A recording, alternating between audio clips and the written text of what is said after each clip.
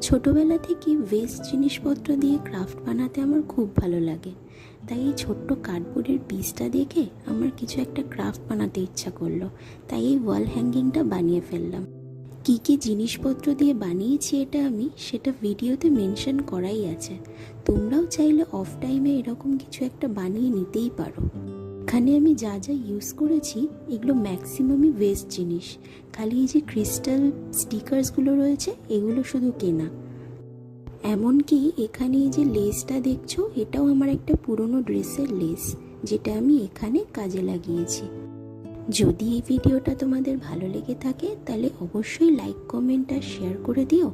আর চ্যানেলটা যদি কেউ সাবস্ক্রাইব না করে থাকো তাহলে প্লিজ সাবস্ক্রাইব করে দিও। সবাই ভালো থেকো, সুস্থ থেকো। আর যদি কেউ এরকম নতুন নতুন জিনিস বানিয়ে থাকো তাহলে আমাকে অবশ্যই কমেন্টে জানিও।